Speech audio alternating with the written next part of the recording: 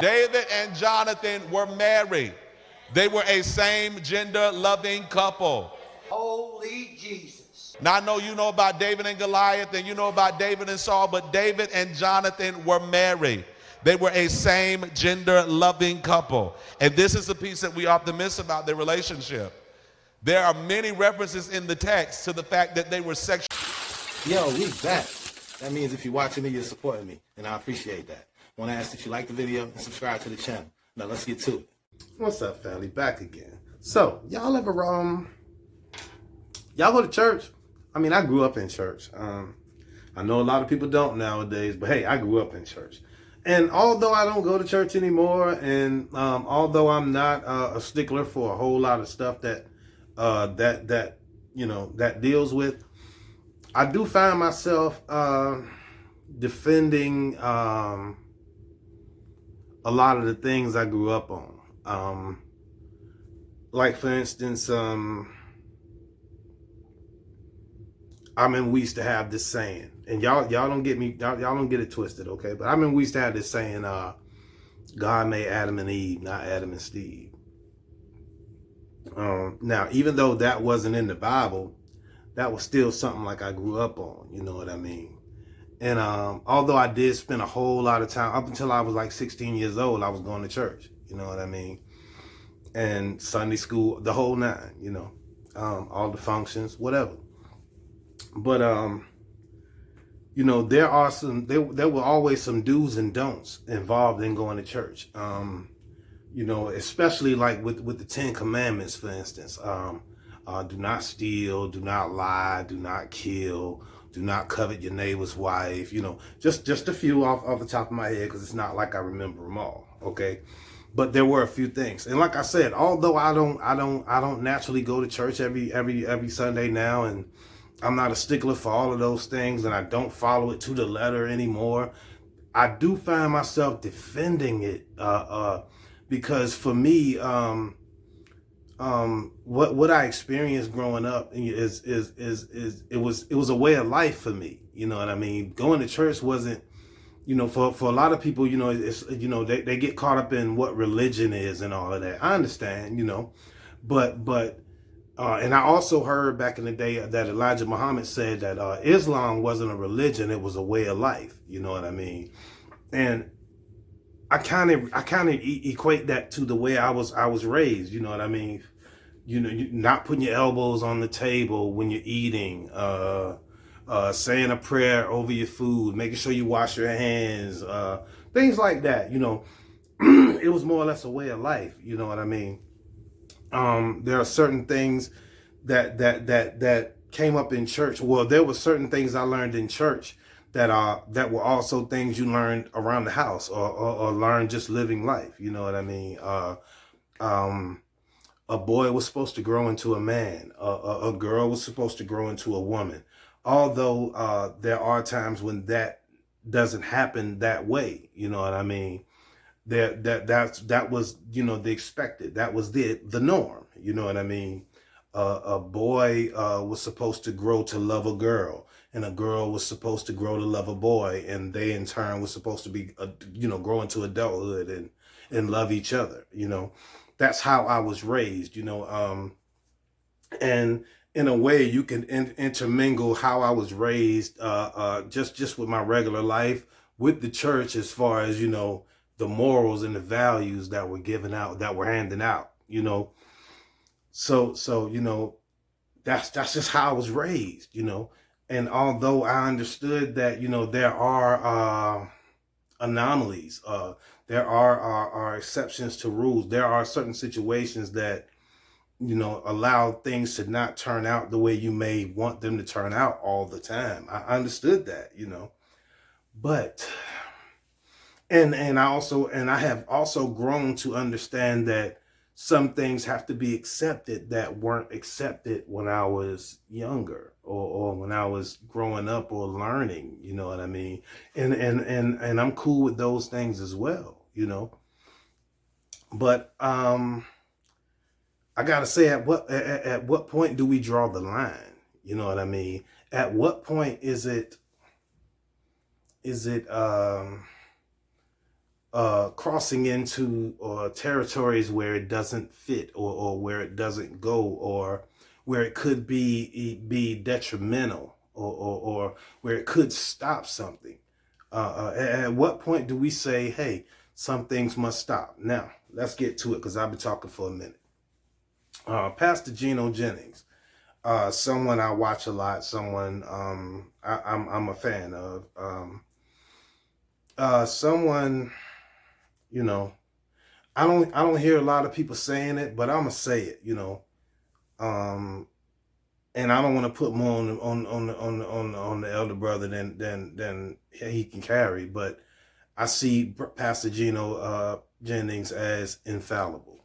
Okay, me myself, I see him as not a perfect human being, but I see someone who is walking a path that can not only be admired but followed. Okay, he is someone who sticks to the code. If you're gonna put it in a not a street vernacular, but a term that is used today, he's someone who sticks to the code. Okay, the code he sticks to is the teachings. Okay, the code he sticks to is the Bible.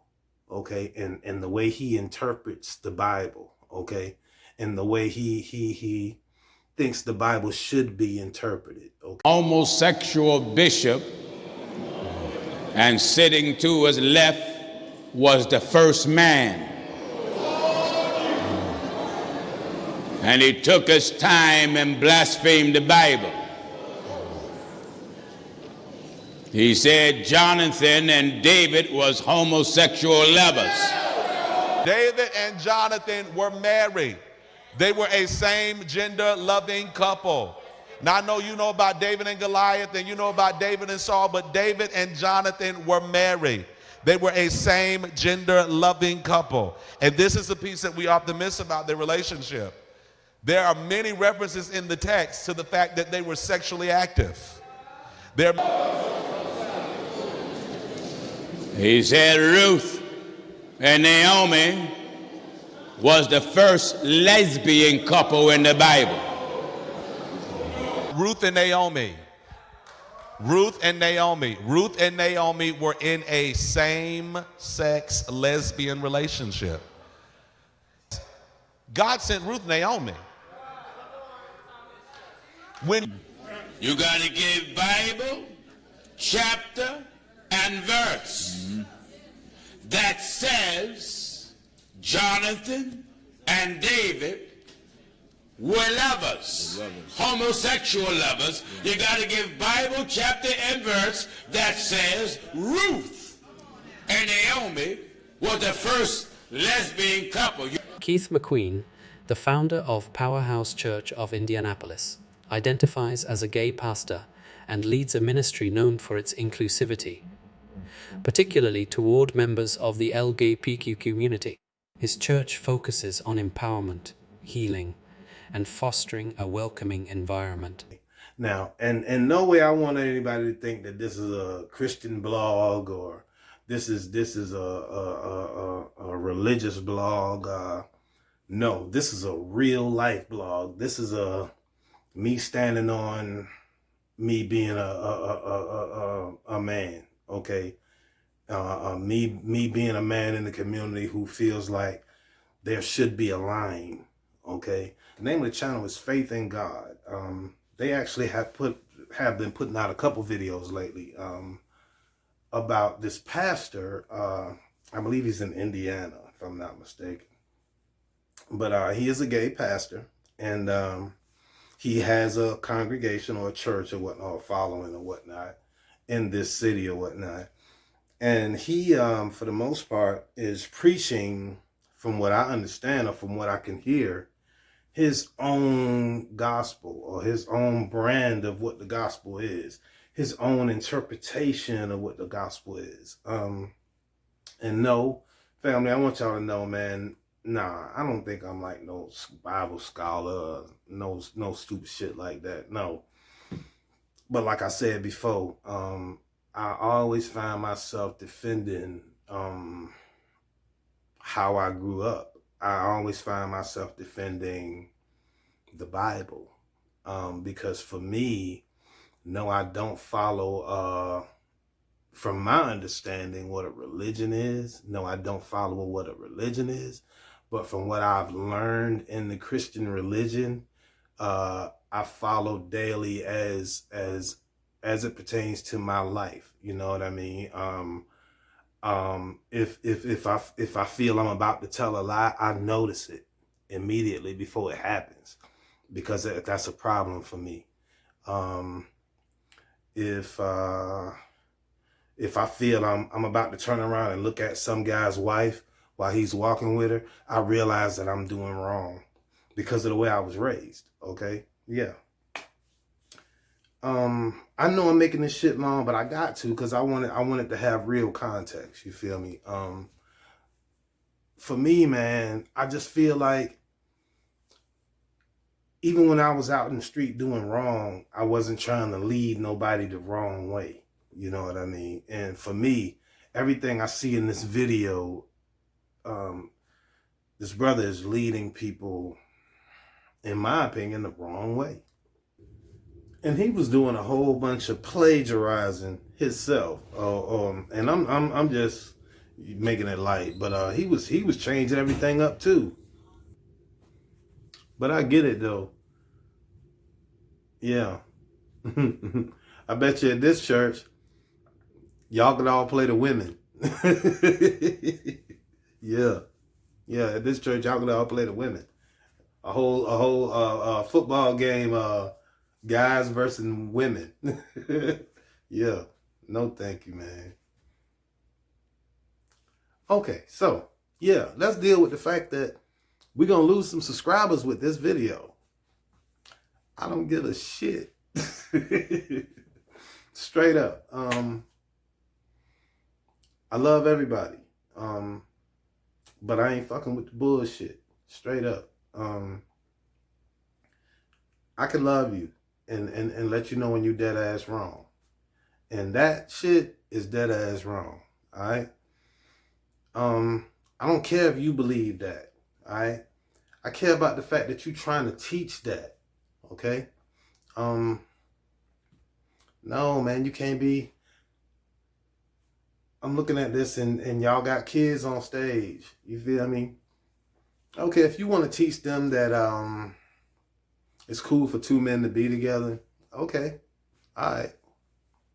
But you ain't gonna teach them that's what it say in the Bible, because that's not what it say in the Bible. Okay? Like Gino said, show me one chapter, one scripture, one verse where homosexuality is sanctioned or is legal, is sanctified. It ain't in there. Alright? Man,